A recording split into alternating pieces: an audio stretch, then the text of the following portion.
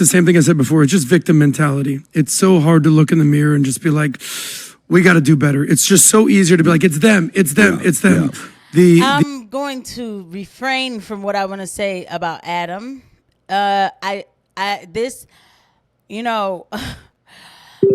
Like, yo, man, for real, me as a black person listening to a Jewish man talk about victim mentality after the past year, I'm sorry. I have a problem with his statement. I didn't. Joy Reid from MSNBC says conservatism itself justifies violence. Matter of fact, I think she can do a better job saying it than I just said it. Go ahead, Rob. Joyless. We should not be surprised in this country that just reelected Donald Trump. And I mean, the reality is, if you go back to the Trayvon Martin case, you can go back before that. You can go back to the justification for lynching of conservatives, whether the conservatives wearing the D uniform or the R uniform. Conservatism itself has justified violence. January 6th, burning down Tulsa and Wilmington, overthrowing the government there. If it's violence for the purposes they want, they're cool with it. Burning down Tulsa? Like, we really get, yo, man, these people have nothing to go along with, that they got to go all the way back to that. By the way, do you guys know that they rebuilt Tulsa? Do you know the story behind Tulsa? I'm not saying that it should have been burnt down in the first place, but you know it was rebuilt and then sold to, like, other people who came in and took over? You know that's why it looks like that today? Like, it's just getting to be a bit much. My goodness. So this is PBD destroying Joy Reid. I mean, because everybody gets a chance to destroy Joy Reid because she doesn't shut up. If the victim is somebody that I don't like, or the victim is someone who they feel deserves it, then a lot of times people are willing to justify violence. It's an unfortunate thing. It's a very American thing, right? So I mean, we worship vigilante violence. We worship action heroes. We worship Charles Bronson and all these people who take it into their own hands. Al Capone, criminals and everything. Y'all are not going to do that to Charles Bronson. Sorry, guys. I'm sorry. Okay. Charles Bronson movies were a family staple. Dad would come home early from pushing it on the cab, all day on the cab. He would come home early with the Haagen-Dazs ice cream, and we would get pizza, and we would watch Charles Bronson movies as a family. And the only reason why I suffered through those movies as a 4-year-old and a 5-year-old is because my dad was there. It was all a family time, and those are precious memories that I will not get back, okay? So anyway, by the way, guys, please don't forget to hit the like button and the subscribe button and the notification bell. So we can't watch the Avengers anymore because somehow it's racism. Okay. Things like that. I think the sad part about this, frankly, is that I am not going to pretend that in a country that's been started and operated off of violence, that violence doesn't sometimes solve things. Can we just play some videos from the Black Lives Matter protest? Can we play for what happened in Chicago, in Chaz, in Portland? But just play some of those videos. You know what drives me crazy? Let's talk about that, Joy Reid. People like that. It's only. I don't wish it, but like, she's not riding the train. She's not sitting there with a crazy guy saying, I'm going to kill somebody and I want to go to jail, and dealing with that person. It's these people. It's the Robert De Niro's that are in their high-rise Upper East Side buildings that are like, oh, no, I don't see it. Who was the Jane Fonda sitting in front of Bill Maher smoking a cigar and drinking his freaking alcohol? They're like, I don't see it. Yeah, Jane, because you're sitting in a mansion protected with security, and you're not with the people.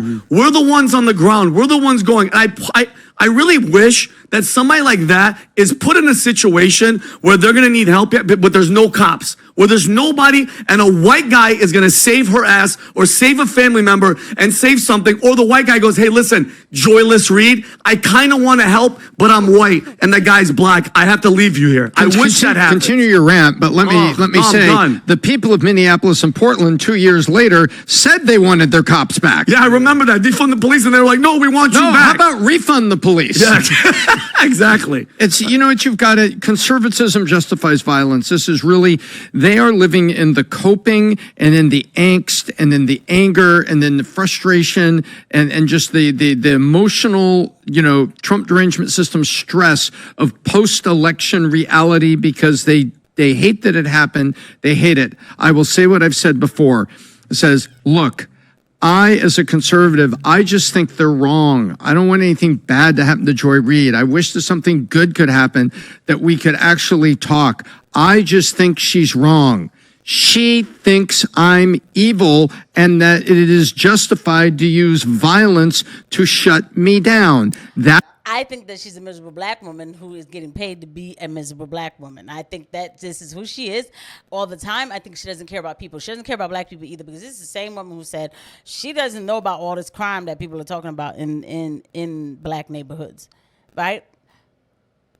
I don't want black neighborhoods to only be known for crime, but right now, that's what they're known for.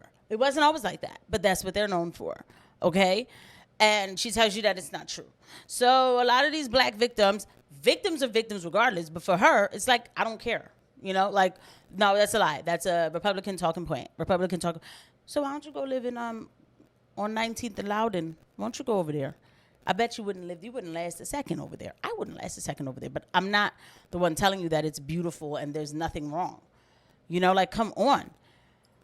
That is the reality. That is what's going on. Conservatism justifies violence. If you go the other way and you could say, well, liberalism is stealing with me through taxes, and you start going down those rabbit holes, it's bad. You end up in a place where people say, let's take up arms against our oppressor because they're stealing with us in tax.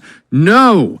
We have to come to moderated viewpoints in a civil society and move people's minds to a new level of understanding.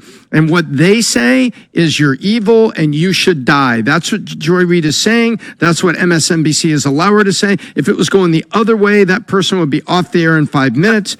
And that's their point. I don't hate Rachel Maddow. I think she's wrong. I don't hate Joy Reid. I think she's wrong. I actually like her hairdo. Her hair is getting there's a lot less of people. Trumpish. Well, she lives very economically. Doesn't spend a lot on hair. So the thing, and you know what? There's people that are on CNN. I think they're wrong and they annoy me. Do they annoy me? Yeah. Do they frustrate me? Yeah. But I don't want them dead. I don't want something bad to happen to them. I want them to come to understand why I understand what I understand. But they yell, they name call, they started cancel culture, not us. Not the conservatives. Listen, But here's the thing. This stock out. But you would think MSNBC would get. I don't know if I can really go all the way. I wish I wasn't like that. You know, I think it might have. I mean, who threw Pat Buchanan out of a conservative party? You know, this guy would have been a great president, but, you know, he told the truth about Israel in our Congress, and then, you know, all of a sudden, I didn't hear from this guy. So whatever. Anyway, you know, I think that both sides have a different kind of play in it. Let's just put it that way. Like, why aren't they're losing money? They're getting pay cuts. Rachel Maddow went from 25 million to what, 20 million, which I cannot, that should just prove to people. And it may not be over, by the way. That negotiation may not stop at 20. Oh yeah, it might be low, but think about what that says. She was getting paid $25 million. That's how important their BS propaganda of hate and divisiveness. That's how much they have to pay her. But you would think MSNBC would get the picture. You're a businessman, so are you. Wouldn't you guys at this point change the tune? We're losing money. We're losing viewers. Enough is enough. They just can't help us. You know who she is? You know what MSNBC is? You know those violin guys on the Titanic? The ship is going down. But like, no. We're going to just keep on playing the music. Well, they have to change. Vinny, the adults that own the company have changed their tune. She's not. No. They're cutting the salaries. Those people are not attracting new viewers, and they're for sale. So the owners have said, you know what? This isn't working. We're cutting everybody's salary, and they're for sale. They're trying to sell. Yeah, I'll just go real quick. Again, it's the same thing I said before. It's just victim mentality. It's so hard to look in the mirror and just be like, we got to do better. It's just so easier to be like, it's them. I'm going to refrain from what I want to say about Adam.